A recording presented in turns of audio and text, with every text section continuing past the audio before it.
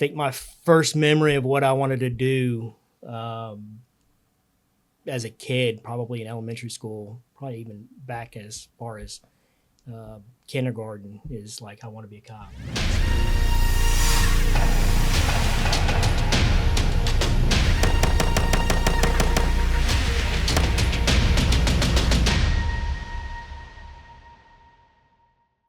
Yeah, so I started law enforcement in 2002. I started out as a reserve deputy in Nacogdoches County, which is deep piney woods of East Texas. Was there for about 9 months or so.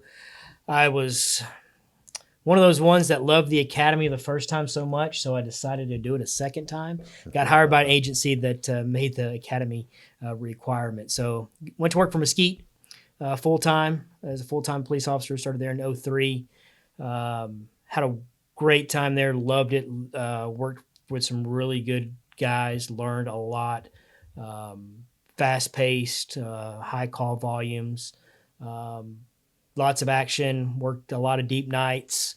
Some of the assignments that I had when I was there, I worked as the first assignment that I had was I was a juvenile detective, and I worked in the gang unit. And then from there, I transferred over to the homicide unit. Major crimes, is they called it capers at the time, crimes against persons. And so we had a robbery and homicide section of it. And that's the section that I was on, was robbery and homicides. I was there for a while, went back to patrol, did some training, field training.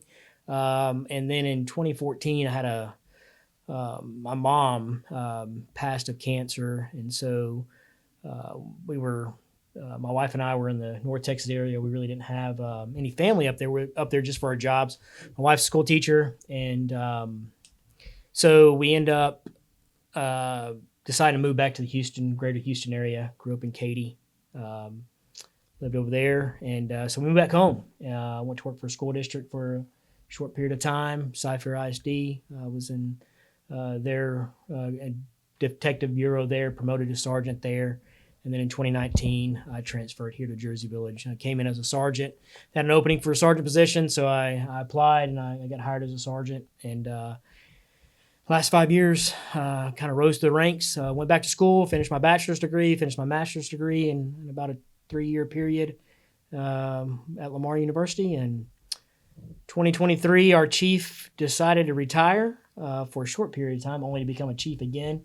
After 45 years, right? After 45 years, yeah. And so he's actually a chief in Bartonville, which is in Denton County right now. And so, but I was able to, they did a nationwide search, went up against about 50-something applicants, I think it was, and got down to a final 3, and then kind of worked my way through there. And I was fortunate enough that prayers were answered, and I'm here now, so excited about it. Congratulations with that.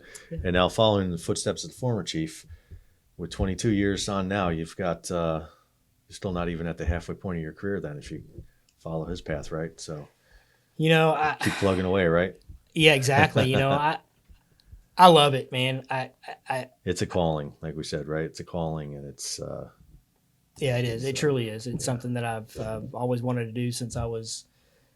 My first memory of, what do you want to do when you grow up? I want to be a police officer. Yep. And so, but yeah, I got an 18-year-old son, just graduated from high school. He wants to be a fireman. I'm proud of him though, and I got a daughter that's, she's a junior in high school right now. And, funny story, I bring that into this is that, kind of an irony story. So he's graduating from high school. So my wife and I were high school sweethearts. So she's got all of our memorabilia. She's got all of our old. Back then we did like a journal book our senior year, and so she pulled mine out the other night, and she was reading through it, and she said, she goes, "Oh my goodness," she goes, "You need to read what you wrote. Where do you see yourself in 20 years?" And so I opened it up and I started reading through it, and it. Said, I'm going to be a police officer. I'm going to make $50,000 a year. Because I think cops back then, when it was like maybe like $25,000. So I was like, okay, I'm going to double it, And so I was going to make $50,000 a year, and I was going to be the best at it that I could possibly be. And so I must have done something right, because I keep plugging away at it, and I love it. It's fun. It is truly. I tell guys all the time that it is a front row seat to the greatest show on earth. Absolutely. A couple of times in just this conversation, and then you were talking about it right before we hit start. I think that I don't necessarily align with the idea of coincidence. So, tactical wellness, officer wellness, line of duty death, just officer survival, making it to the end of your career with as much of your own humanity as you have when you started. What are you doing to implement these kind of strategies for your officers in Jersey Village? Yeah, it's a great question. And it's something that's the culture of law enforcement really has changed probably in the last, I would say definitely in the last 5 years, it's if not the last 10 years. And it's put a real big emphasis on that officer wellness piece. And you only know what you know at the time. Like, I think when I started, it was like if you had a bad day or you saw something that wasn't, you better suck it up and you better not tell anybody about it. It can't affect you. Right. Go out to the road, kid. Go to the next body. Go to the next shooting. Go have a drink tonight after the sea line, and you'll be good to go. That's it. I think the term was, hey, we'll meet for choir practice afterwards, which is, hey, meet in the back parking lot. We'll have a couple of drinks and we'll move on, right? And we realized we weren't doing things right as a profession, and saw that suicide rate amongst our brothers in blue go up. And so we really have to take that piece into consideration. So just some of the things that are of importance, it's obviously, there's a mental health aspect of it that's really huge. But there's other things that go into it from a physical health standpoint. Working out, eating right, trying to, we work those graveyard shifts and we're eating burgers at, 2 a.m. because that's the only thing that's open. So one of the things I really wanted to instill here was kind of a culture of like having that opportunity to have that family-oriented bonding. And I think that allows for those conversations to take fold.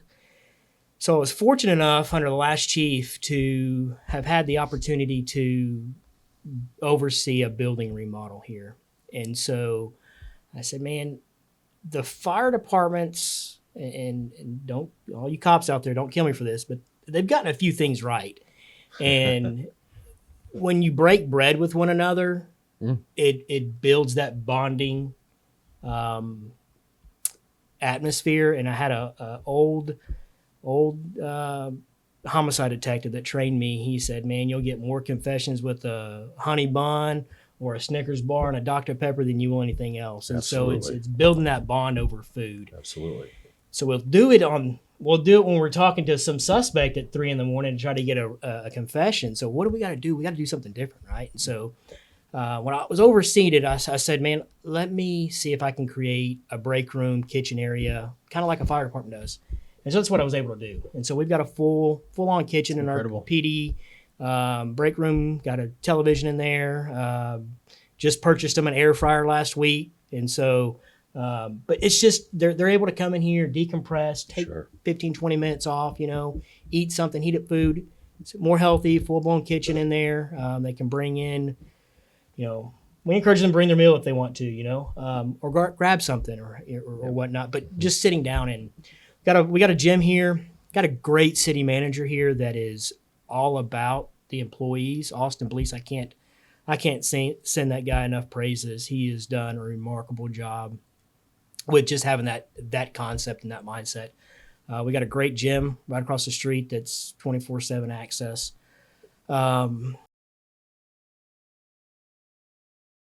But also the other thing that cops do that end up creating them struggles is we can all remember back, you started out like, man, I got a little bit of money in my pocket. I'm gonna go out and buy me a new car, and I'm gonna go out and start building some debt up. And cops are the worst about it because what can we do? We can all work extra jobs. Right. I'll pay for it with overtime, and then, that ends up. The overtime dries up. It either dries up, or you compound it with more debt, and you're working more overtime, and you're working your 3 days off, you're working 7 days straight. And so I ended up, Financial Cop does a really good job. And they've got a program. It's 2 retired cops out of the North Texas area, one from Grand Prairie and the other one from Mesquite.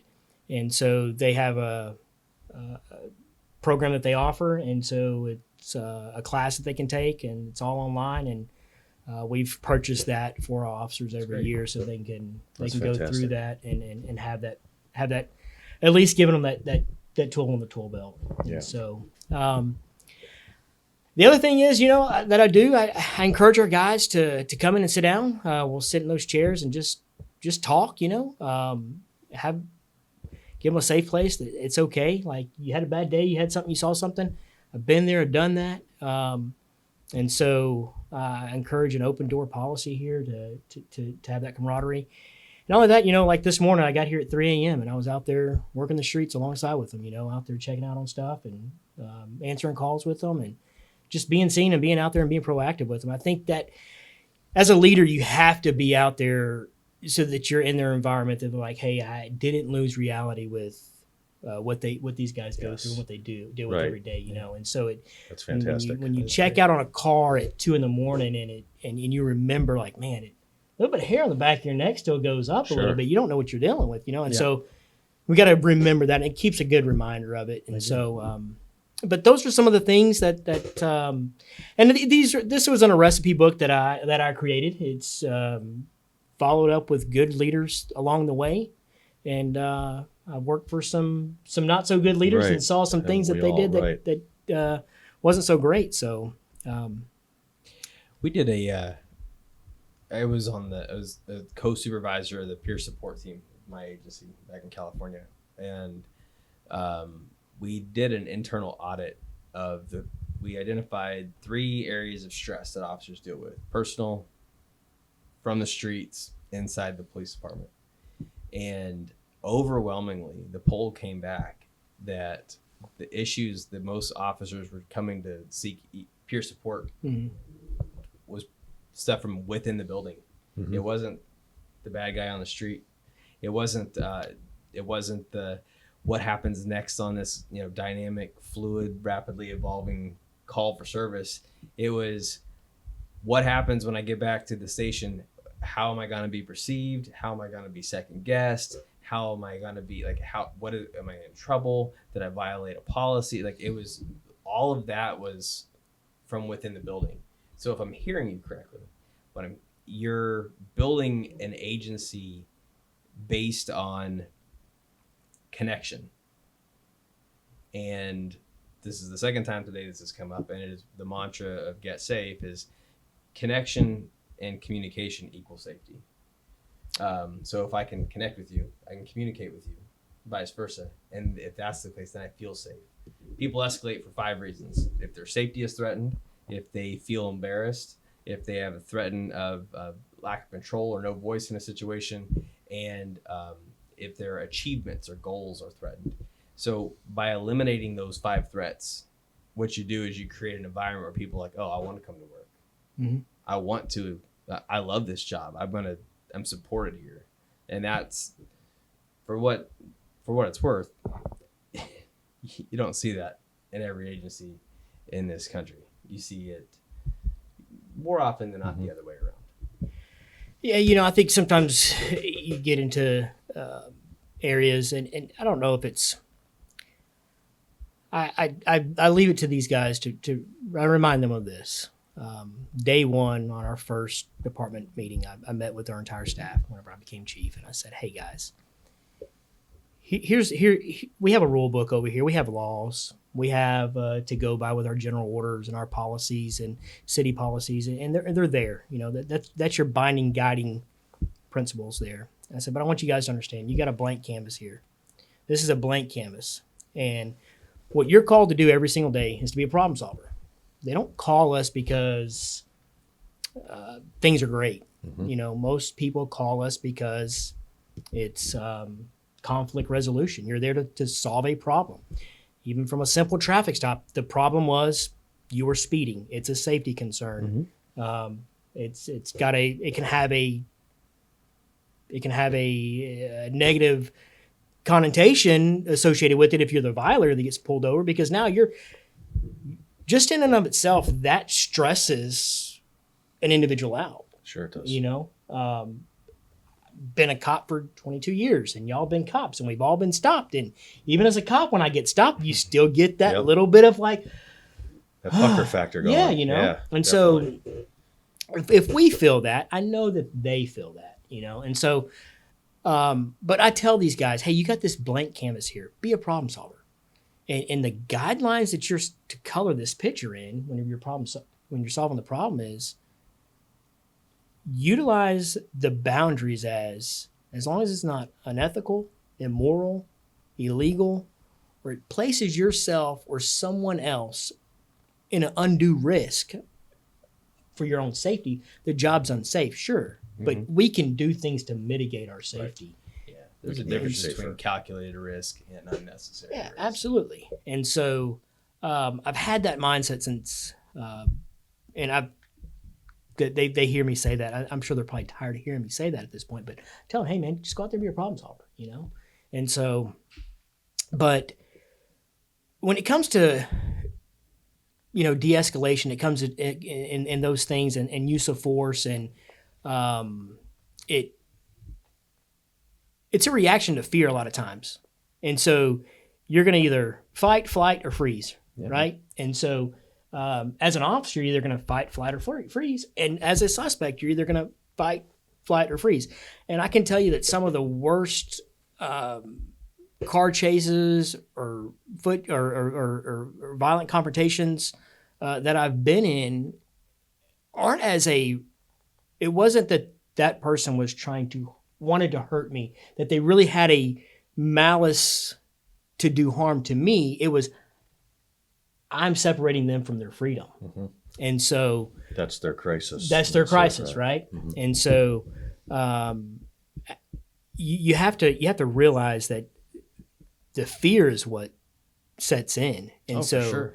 that's what you're dealing with. And so you have to mitigate that fear for your officers, that I'm not going to get chastised whenever I get back to the PD. I'm not going to have to worry about, oh my goodness, you know, I already hate coming here because, you know, administration's micromanages on everything, and you know, or did I violate policy on this or that? And so, sure, we need to operate in a professional standards manner, but we also as a command staff have to look at things and say, hey, was he violating the spirit of the policy, or was it, hey, this happened as a result of X, Y, and Z, or is this a policy failure? And a lot of administrations sometimes don't sit down and look at their policies and take an evaluation and go, hey, let's look at this. Okay, this policy got violated, but was it as a result of, is it a policy failure? And if it's a policy failure or it's a bad policy, we need to do something about it. And so, and I'm constantly trying to navigate through that and look at it. And so, but discipline, you know, I tell these guys this. I met with an officer this morning on an issue and had a conversation with him. Rookies are going to make rookie mistakes. They're going to have those moments, right? Yep. Not the end of the world. But met with him and I said, hey man, it's okay. Keep your chin up. Like, I've been there. I've done this. I've got through it. Had the same exact thing about it, but discipline is only designed to change behavior. And if you can change your behavior in and of itself on your own, there's nothing I can do to you about it. Discipline is it's only to change behavior. And so I tell these guys, be self-accountable. You make a mistake, own it. That's all I ask. That's how you're going to learn best too. That's how you're going to learn best too. Yeah. Had a chief one time. I had a boneheaded deal and made a mistake on a deal, and I think it was a speed thing. And this is back when they were, which is still in effect now. But we had this thing, and like if you busted 100, you got popped on an AVL, and it was recorded back to the watch commander, and the watch commander had to run a report, and then all this justification stuff. Well, anyways, I got popped doing 100 coming back to the city after a car chase, and I messed up. I had to write a memo to the chief about it. I wrote in there. I was like, hey, I did X, Y, and Z. Yes, I did this. I totally understand the policy. Take full responsibility and accountability for my actions. Not going to happen again. And about 3 months later, I'm on the elevator with the chief, and he goes, hey, Danny, got your memo. He goes, I can't hold you any more accountable than you've already held yourself. Right. I appreciate it. And we moved on and never heard anything else of it, Oh, that's good too, because sometimes you tend to, not you, when I say you, I don't Right. It's some are motivated by the carrot, some are motivated by the stick, and you see a lot of, because we actually get to travel all over the country and talk to cops in most states, and we have these conversations, and a lot of times the only mode of motivation is to not get hit with the stick.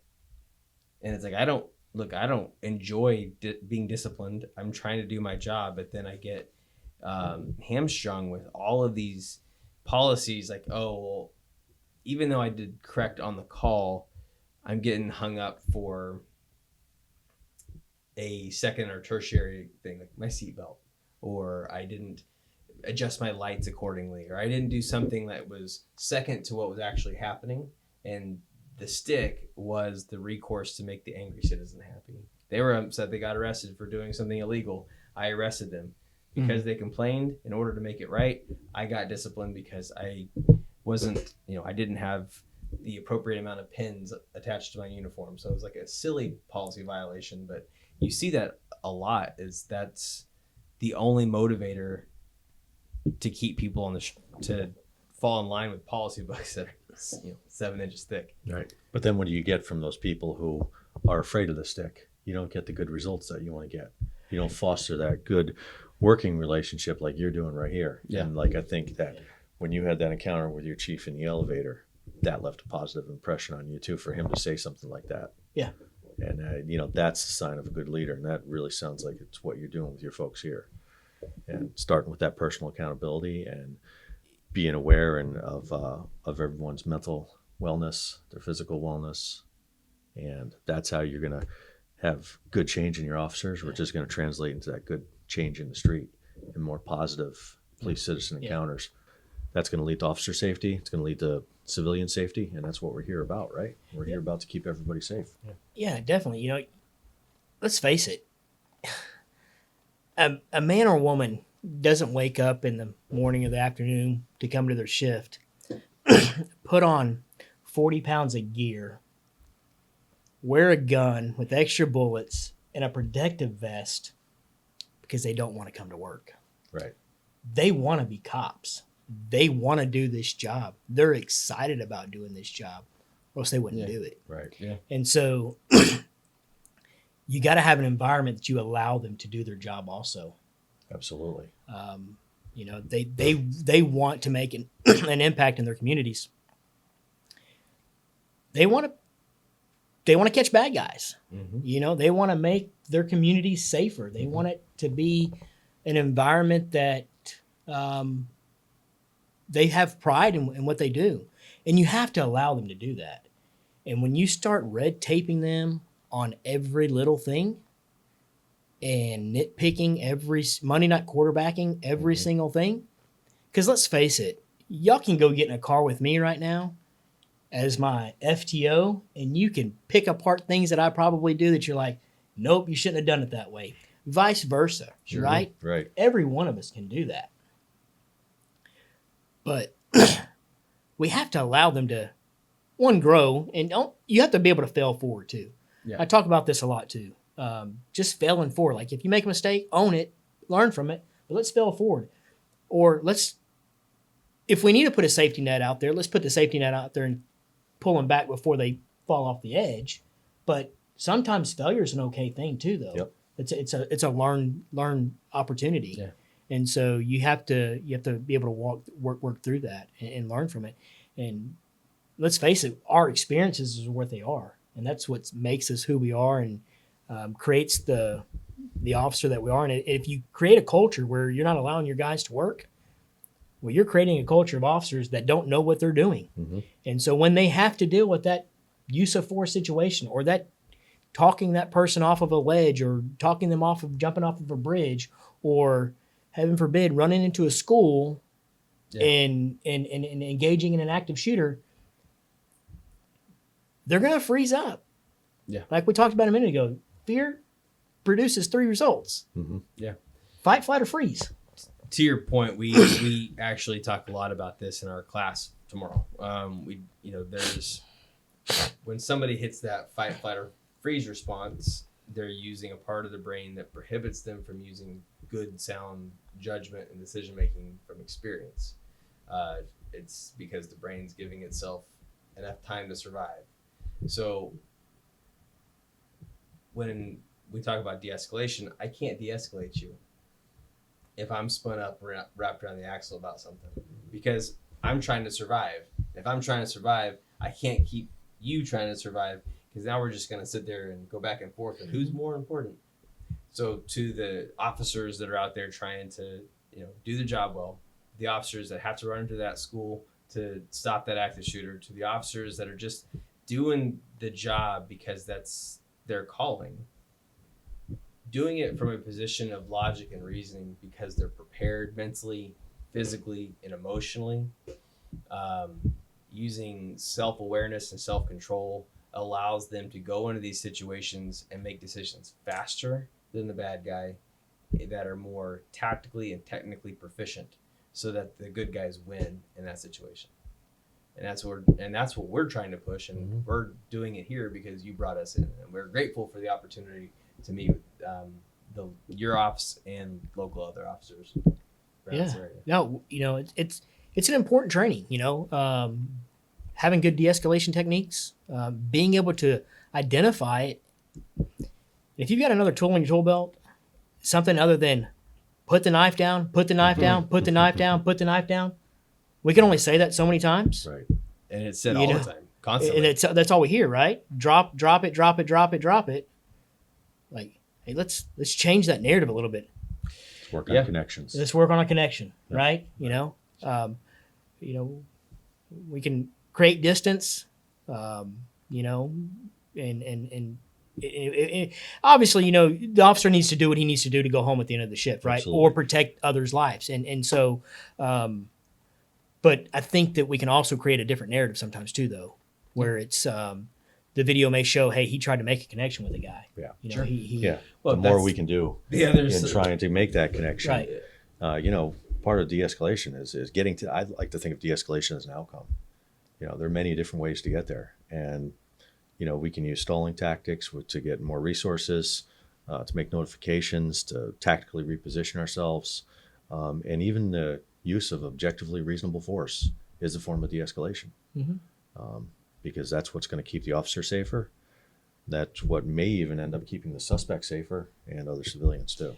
Yeah. And this has to be said, not for you or for other officers, but it's something that's got to be said to those that are not in the business, so that they have a comprehensive understanding of de-escalation. It's not a tool that I can hand you. I can't hand you a de-escalation and you take it and all of a sudden everything's better. You have to make a decision as to whether or not my soft skill approach, my communication tactics are going to help calm you down to a point where you make a decision and agree to be de-escalated, or you run the risk of holding the consequences and being accountable for not being able to be de-escalated verbally, and then you become de-escalated physically. Right. I like to say that how we get to that outcome of de-escalation is highly dependent upon the actions of the individual that we're dealing with.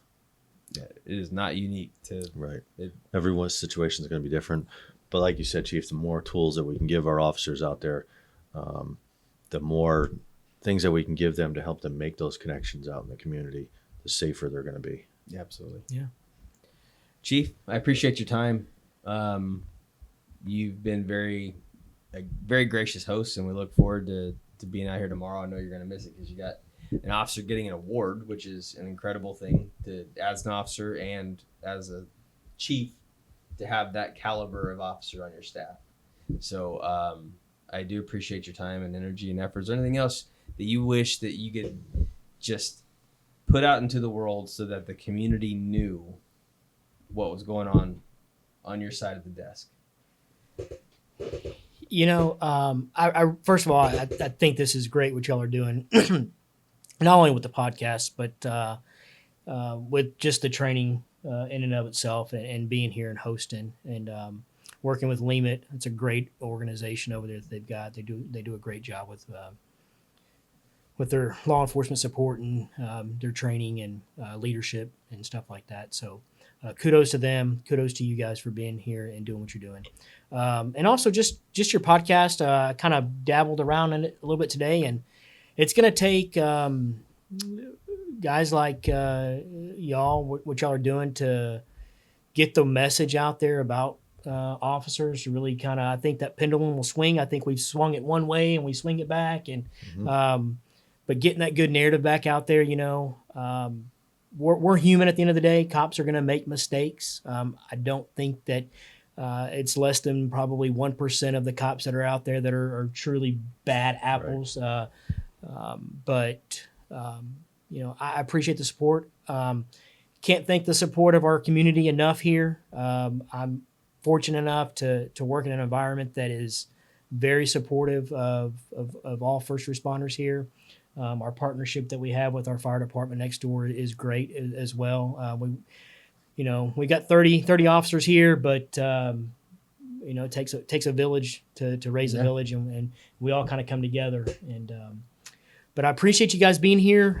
We've got a lot of trainings on the schedule. So if any officers are out there looking for training in the Texas area, check us out on our website at jerseyvillagepolice.org, and go to the training site there. And there's tons of training, lots of free training as well. So excellent. Are you hiring?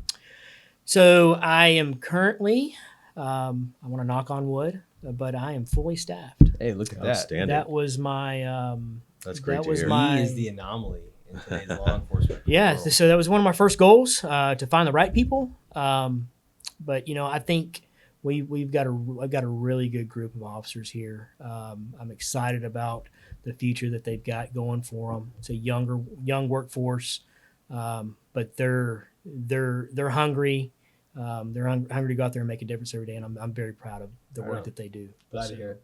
Yeah. Well, thank you for your time. Sounds sir. like you got a Appreciate lot it. to be proud of. Yeah. So congratulations. I appreciate it. And that's awesome. Yep. All right. Thank you.